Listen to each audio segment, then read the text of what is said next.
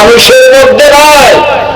আমার আল্লাহ কোরআন শরীফে বলেছে মানুষ হলো আশরাফুল মাখলুকাত, অর্থাৎ অসংখ্য অগণিত সৃষ্টির মধ্যে আমরা হলাম শ্রেষ্ঠ।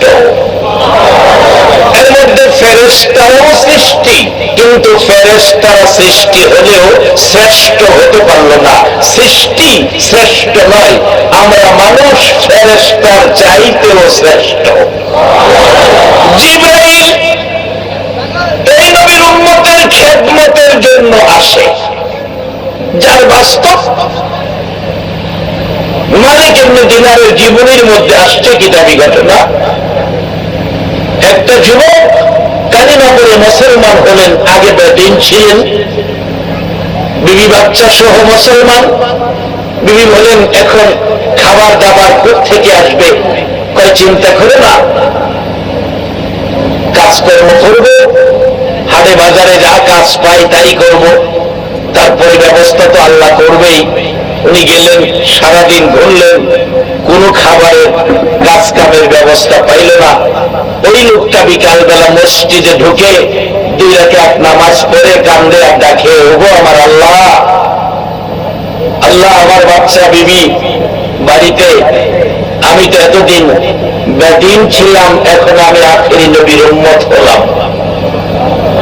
আল্লাহ আমি আখিরি নবীর উম্মত হলাম, তুমি যাকে দামি বানাইছো আমি সেই নবীর উম্মত হলাম। আমাকে 30 বছর অন্যায় করেছি, 30 বছরের অপরাধ ক্ষমা দাও,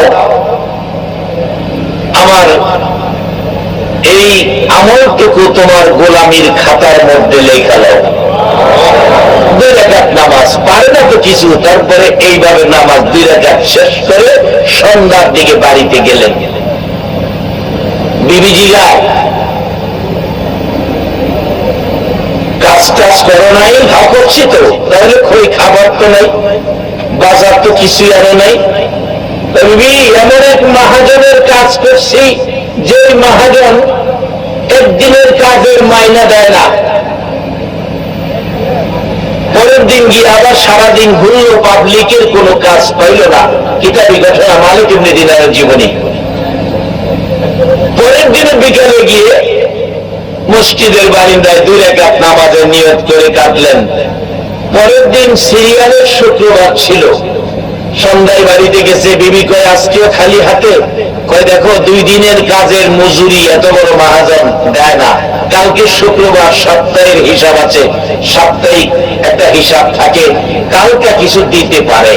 শুক্রবারে আর পাবলিকের কাজ খুঁজে নাই, কিতাব লেখে 10টার দিকে মসজিদে যায়া সেজদায় পড়ে কাঁদতেছে, চোখের পানিতে মসজিদের ফ্লোর ভিজতেছে।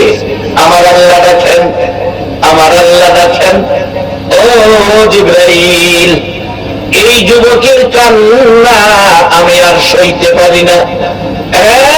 জিবরাইল যা আমার রহমতের চাদর নিয়ে তার চোখের পানি মুইছা দেয়া।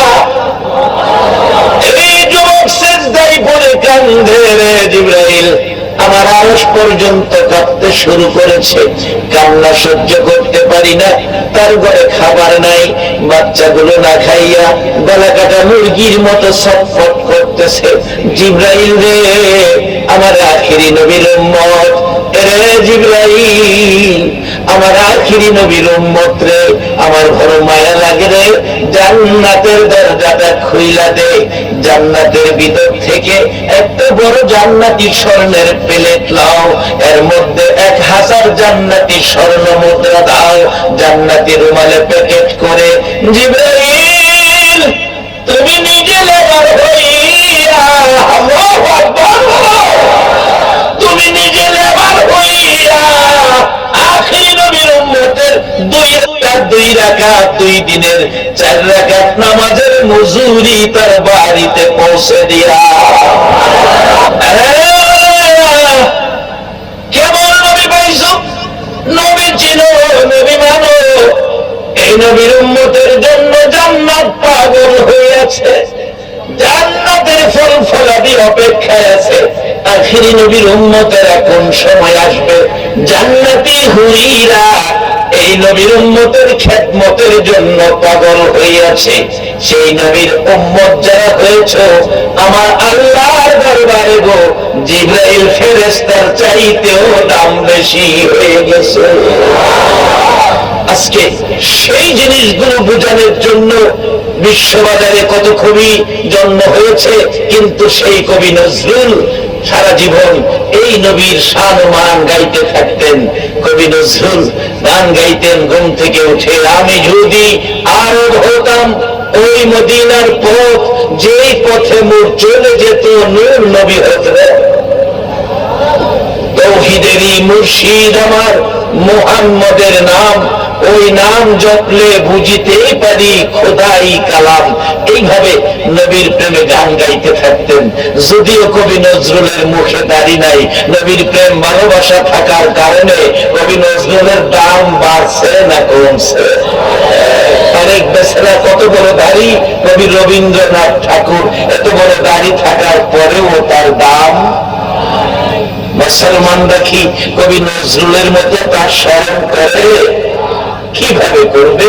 কবি নজরুলের অন্তরে ছিল নবীর প্রেম ভালোবাসা। কবি কবির সাথে মারামারি আমাদের মতো বুকার কাজ তারা করে না। কবির মারামারি হয় কলম দিয়া, কলম দিয়া, আর আমরা মারামারি করি লাঠি দিয়া। জ্ঞানী কোনদিন লাঠির মারামারি করে না, জ্ঞানের মারামারি হয় কলমে। কবি রবি ঠাকুর কবি নজরুলের মারে, কবি নজরুল তুমি করিয়াছ ভুল, মুখে নাই দাড়ি মাথায় লম্বা চুল। কি দিয়া মারল? কলম দিয়া। কবি নজরুল তুমি করিয়াছ ভুল, মুখে নাই দাড়ি মাথায় লম্বা চুল। কলমের মায়ের। কবি নজরুল খরিয়াতে সপ্ত মায়ের আমারে দিলেন। অবশেষে কবি নজরুল লেখে, রবি ঠাকুর আপনি বলিয়াছেন আচ্ছা, তবে আপনি তো মালওয়ানের বাচ্চা। কবির মায়ের।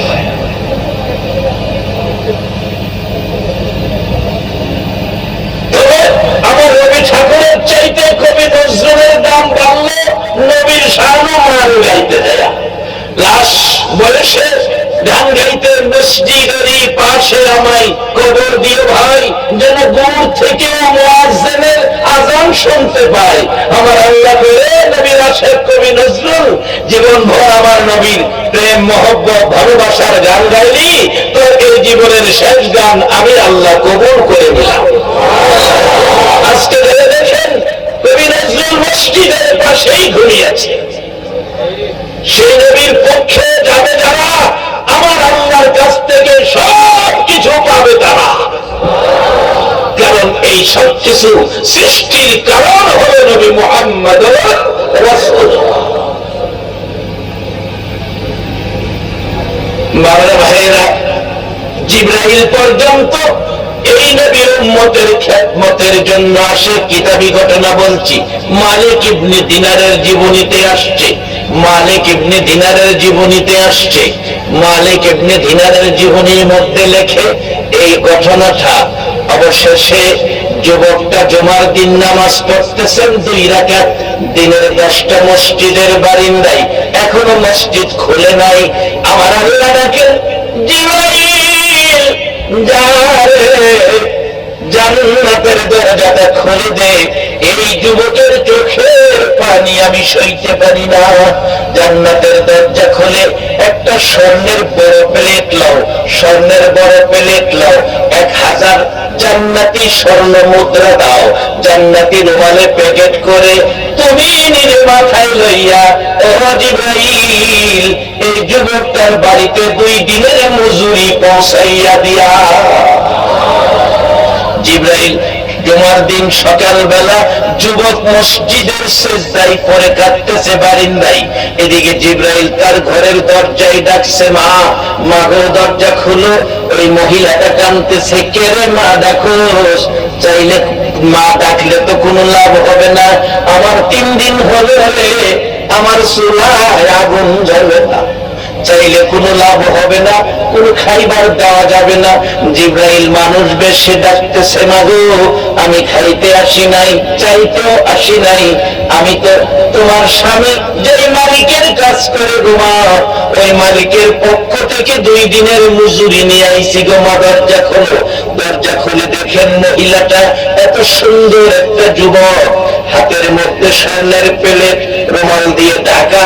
যুবক বলতেছেন, জিব্রাইল মানুষ বেশে, মাগো তোমার স্বামী যে বাদশার কাজ করে সেই বাদশা 2 দিনের মজুরি দিছে, এই যে লাও বুঝা লাও 2 দিনের মজুরি। এত বড় স্বর্ণের প্লেট হাতে নিলেন মহিলাটা, স্বর্ণের প্লেট। স্বর্ণ দেখলে মহিলারা বেশি খুশি হয়। স্বর্ণের প্লেট পাইয়া ঘরে ঢুকলেন, পিছনে তাকাইলেন, লোকটাকে এত বড় বাজেট দিয়ে গেল, তাকাইয়া দেখে কিছুই নাই, চলে গেছেন জিব্রাইল। জিব্রাইলের মাধ্যমে আখিরি নবীর উম্মতের জন্য আমার আল্লাহ জান্নাত থেকে স্বর্ণের বাজেট পাঠায়। একবার বলুন আল্লাহু আকবার। সেই নবীর উম্মত হইয়া 12 পথে চলবেন, যে পথের জন্য, যে রাস্তা, যে পরিবেশের জন্য আমার নবী জীবনে এত কষ্ট করেছে, এই পথে যদি চলতে পারি এই বাজেট এখনো আমাদের জন্য আসতে পারে। বাবারা ভাইয়েরা, ওই যুবকটা এখনো সেজদায় পড়ে আছে, এদিকে তো আইসা গেছে বাজেট। মহিলাটা খুইলা দেখে 1000 স্বর্ণ মুদ্রা। তখন রূপার মুদ্রার প্রচলন ছিল, রূপার টাকার প্রচলন ছিল। এই স্বর্ণ মুদ্রা খুইলা দেখে আর ডাকতে থাকে, কেমন মালিকের কাজ করে গো, কেমন বাদশা গো, 2 দিনে এত মজুরি দিয়েছে। কিন্তু মহিলা তো জানে না এই বাদশাটা কে, এই মালিকটা কে। একটা স্বর্ণ মুদ্রা লইয়া বাজারে গেলেন। ইউরো, ডলার, পাউন্ড, বাংলায় এরকম দোকান আমাদের দেশেও আছে, মানি চেঞ্জের দোকান। ওই সময় ছিল স্বর্ণ মুদ্রা দিয়ে রূপার মুদ্রা নিয়ে আসতেন। মহিলা ঢুকলেন একটা স্বর্ণ মুদ্রা লইয়া, কিতাব লেখে যেই ঘরে ঢুকেছে এই দোকানদারটা ছিল খ্রিস্টান। এই রূপার টাকা বিক্রি করে স্বর্ণ মুদ্রা দিয়ে খ্রিস্টানের হাতে দিয়ে বললেন, বাবা আমাকে স্বর্ণ মুদ্রা রাইখা রূপার মুদ্রা দাও। খ্রিস্টান লোকটা এই মুদ্রা দেখে একবার মহিলার দিকে চায়, আবার এই মুদ্রার দিকে চায়। মহিলা বলেন, কি দেখতেছেন, এটা কি চলবে না, এটা কি কোনো সমস্যা আছে? খ্রিস্টান লোকটা দাঁড়ায় গেছে, মা এই মুদ্রা পাইলা কই গো? এই মুদ্রা তো দুনিয়ার কোন বাদশার দেওয়া মুদ্রা নয়, এই মুদ্রা তো তামাম পৃথিবীর মালিকের দেওয়া মুদ্রা।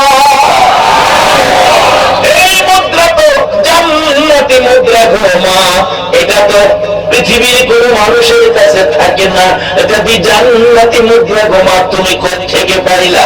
মেয়েটা জবাব দিল, বাবা গো আমার স্বামী এতদিন আগুন পূজা করত, এখন কালিমা পড়ে মুসলমান হয়ে আখিরি নবীর উম্মত হয়েছে।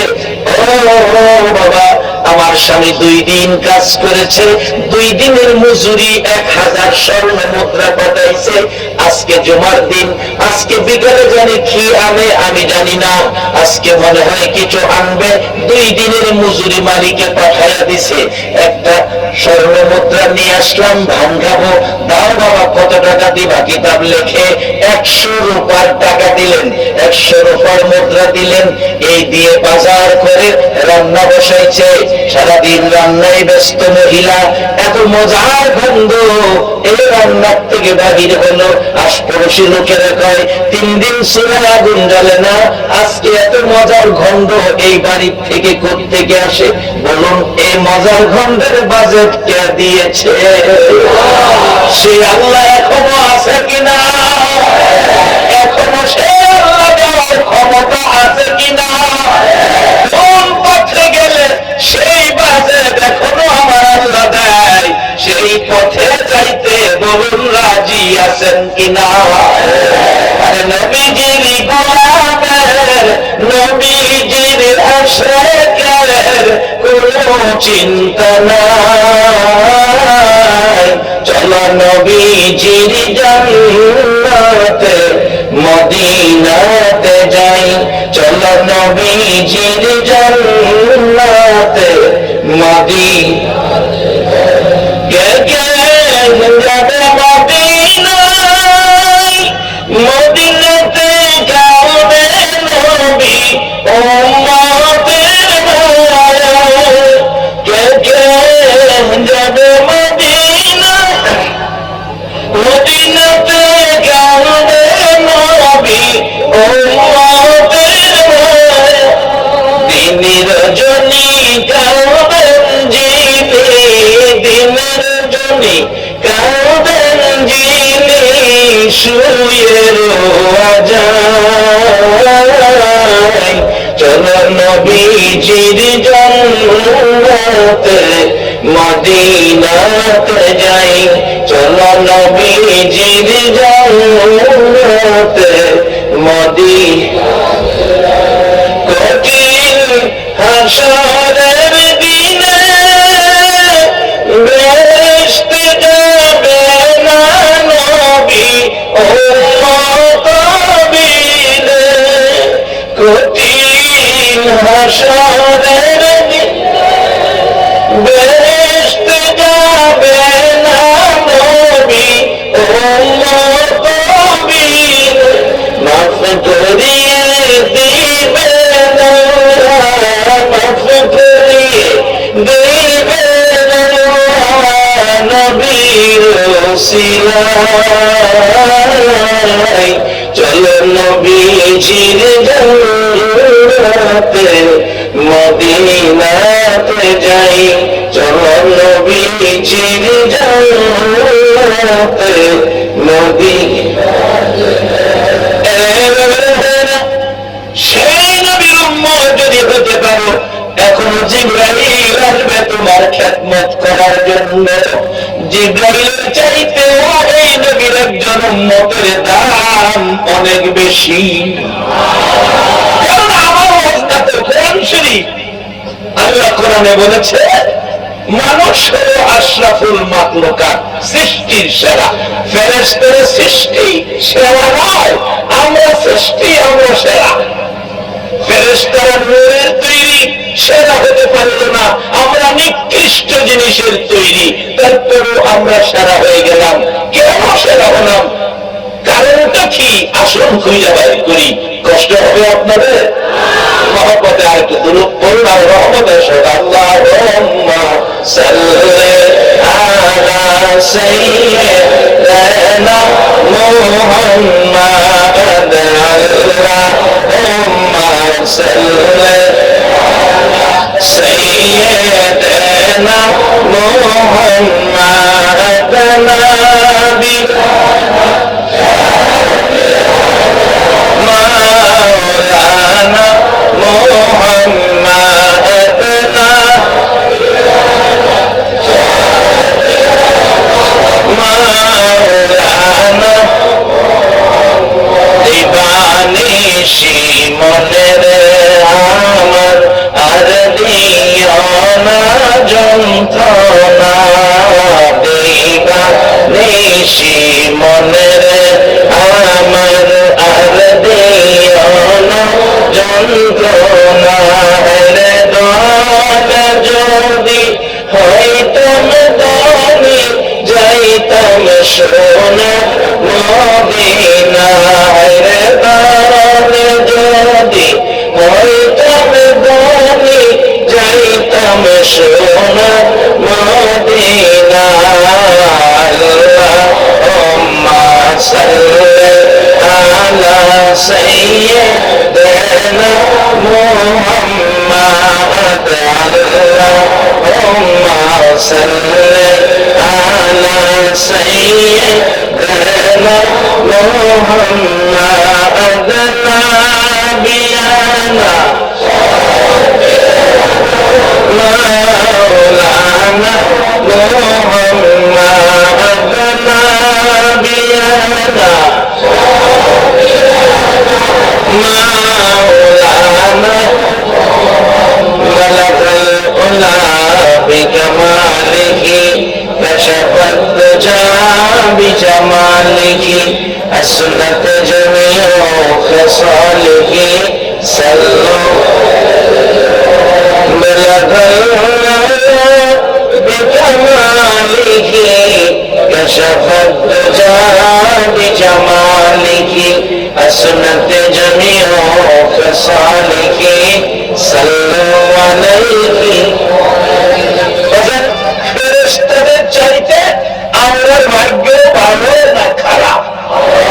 ভয় ভাইয়া পেতেছে কোরআনে কইছে আপনাদের ভাগ্য ভালো, আপনারা ভয় হবেন কি লেগা? কোরআনের মালিক কে? কোরআনের কোয়া মানে আমার আল্লাহ স্বয়ং কোয়া।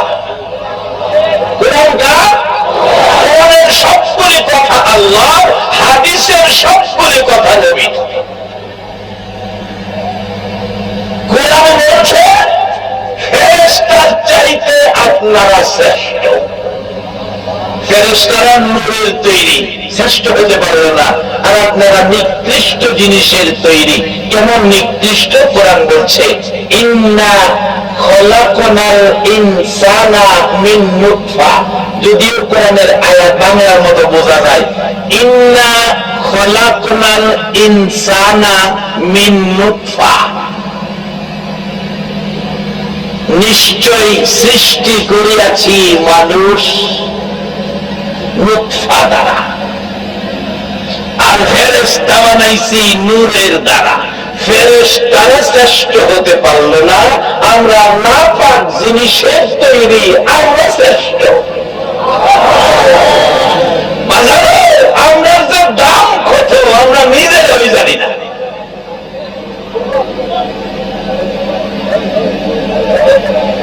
যেমন আমাদের দেশে কতগুলো জাতীয় জিনিস আছে, কতগুলো জাতীয় জিনিস দেখি আপনারা বাঙালি জাতি হিসাবে জানেন কিনা। আচ্ছা, আমাদের দেশের জাতীয় ফলটা এটার নাম জানি কি?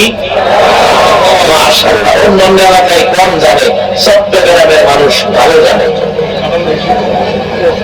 পিছন থেকে বলতে হতো চট্টগ্রামে কাঁঠাল বেশি। জাতীয় ফলের নাম কি? জাতীয় ফুলের নাম কি? জাতীয় পাখির নাম কি? দোয়েল। দোয়েল যে জাতীয় পাখি, এই যে এত সম্মানী বাংলাদেশ, নিজে জানে না। যদি হ্যাঁ জানতো আমি জাতীয় পাখি, হ্যাঁ চট্টগ্রাম পাইতেন না। কমপক্ষে ঢাকা জাতীয় উদ্যানে যায় গাছ গাছের আগায় বৈশা না খাইয়া মরে যাইতো, তো জোর জমে যাইতো না।